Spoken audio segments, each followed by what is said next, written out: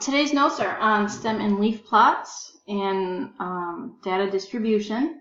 So this is kind of the last section for this module. So frequency, that means the number of times a piece of data occurs, and we dealt with that yesterday with the frequency table. We made the tally marks and then we counted up how many there were. And then relative frequency is how often something happens divided by the total number of outcomes. We'll probably talk more about that one tomorrow. Okay, a stem and leaf plot is similar to a histogram, but it shows separate.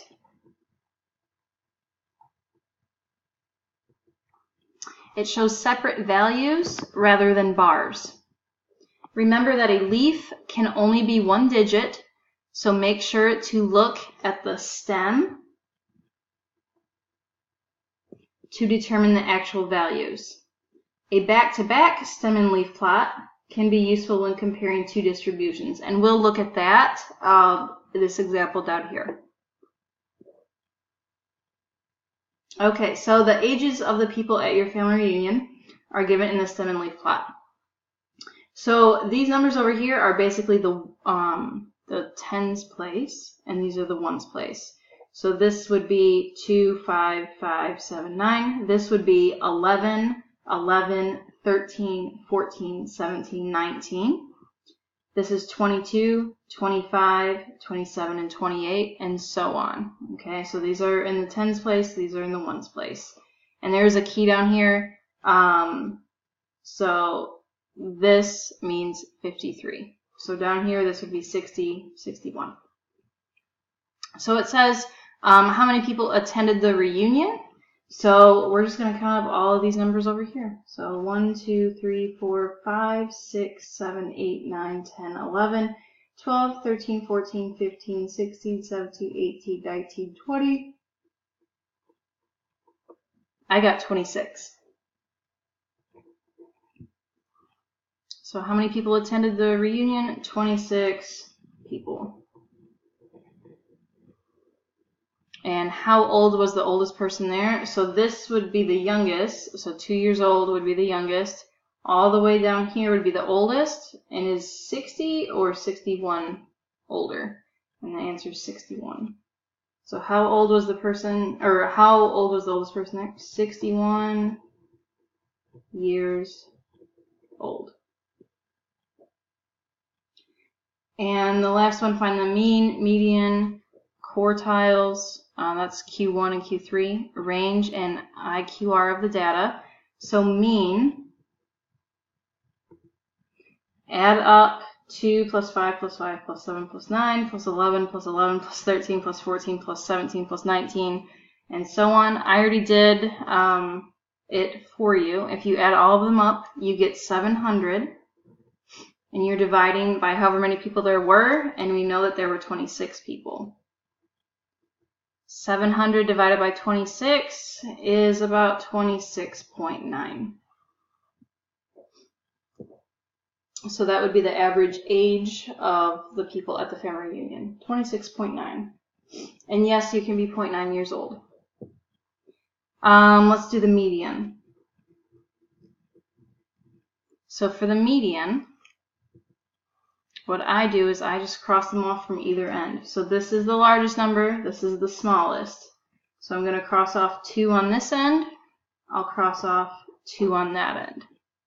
I'll cross off another 2, cross off another 2. I'll cross off another 2, 1, and then 2. Let's see.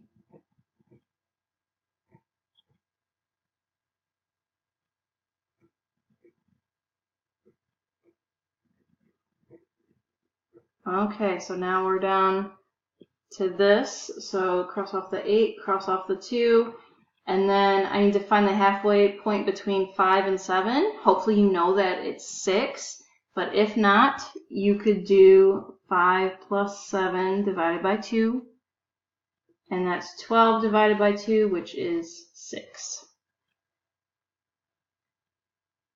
Okay, so Q1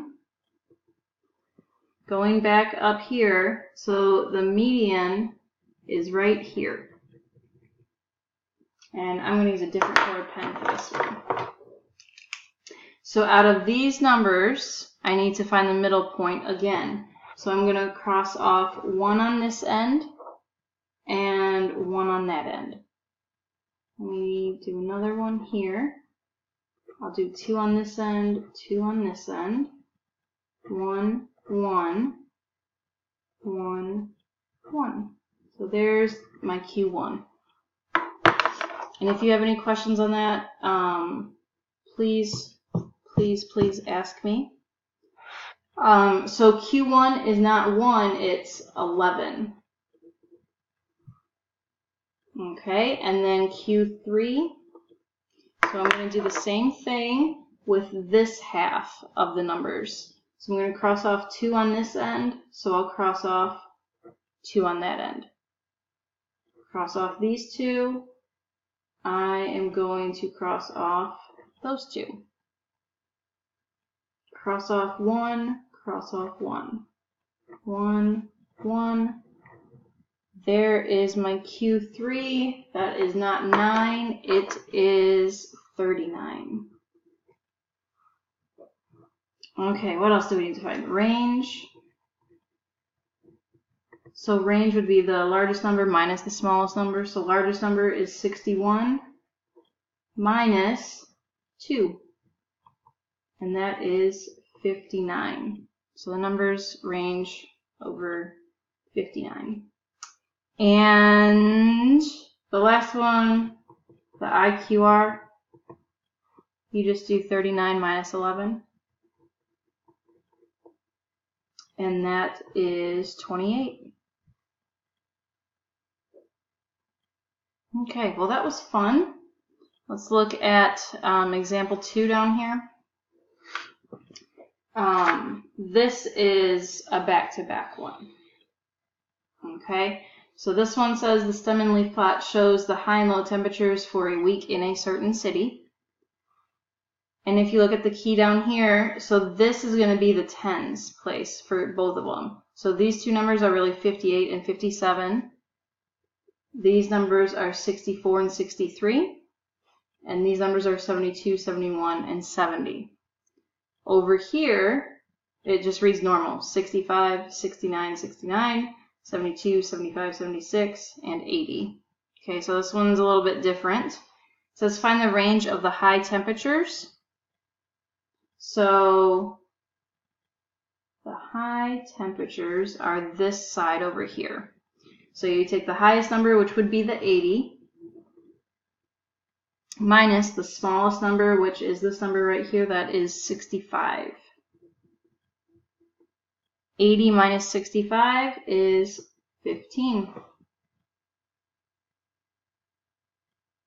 Find the median of the low temperatures. So now I'm on this side over here, and I'm going to cross them off from either end. So there's, let's see, this is the smallest. I'll cross off 2 over here, and then 2 over here. Cross off 1, and then cross off 1.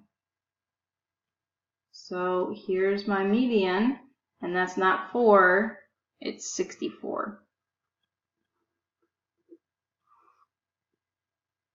Okay, find the mean for the high temperatures. So I'm going to add up 65 plus 69 plus 69 plus 72 and all these lovely numbers. I've already done that for you. It is 506, and I'm dividing that by 7. And that is about 72.3. So that was the average high temperatures.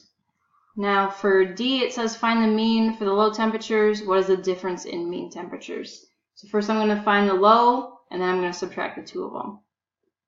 So for the low, I'm going to add them up, 57, 58, and all this lovely stuff. If you add them up, you get 455 divided by 7,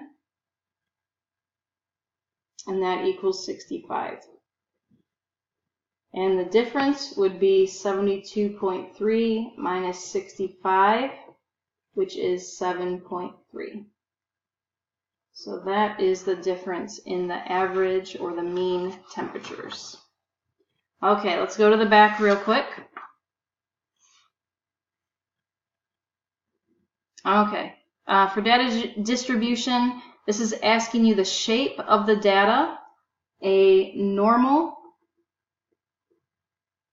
distribution shows quantitative data that vary randomly from a mean. The pattern follows a symmetrical bell-shaped curve called a normal curve. So it looks like a bell. So a good example would be this one down here. This is bell-shaped. Okay. Skewness, that's the type and degree of a distribution's asymmetry. There we go. I can't talk. Left skewed, if it has a longer tail on the left side. And I will show you an example of that down below. And right skewed is if a distribution has a longer tail on the right side. And these would look like, so here's the one that's skewed left. Here's my XY plane. This one would look like that. And if it was skewed right, here's my XY. It would look like, it's going to be higher over here, kind of like that. That was kind of a bad drawing, but we'll go with it. Generally, distributions have only one peak, but there are distributions called bimodal or multimodal, where there are 2 or more peaks, respectively. So this one would have 2 peaks, this one would have 3 or more. Let's see, if there are no peaks, then it is said to be uniform. Okay, so all of these we're going to kind of identify based on their shape. This one, it's not bell-shaped or anything like that, but it has 2 peaks, if you will. So this one is bimodal.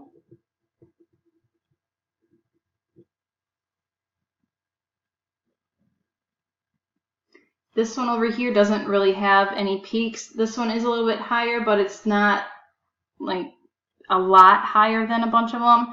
So this one we're going to say is uniform. Because it says if there are no peaks, then it is said to be uniform. And this one here, this one is the bell-shaped one, so this one is normal.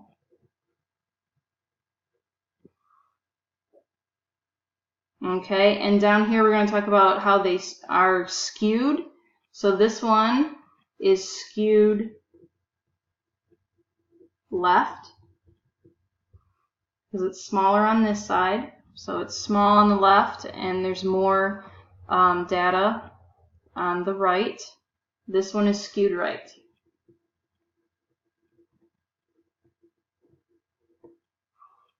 Okay, because the majority of the numbers are over here, not much going on the right. Okay, and these are our friends, the box and whisker plots. This one is also skewed left because this line is a whole lot longer than this line over here. This one is skewed right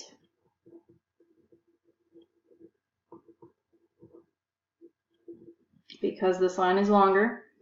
And these two are about the same length, so this is normal. If we graphed it, it would be bell-shaped. Okay, that is it for your notes for today. Your assignment is stapled to the notes, so go ahead and get started on that.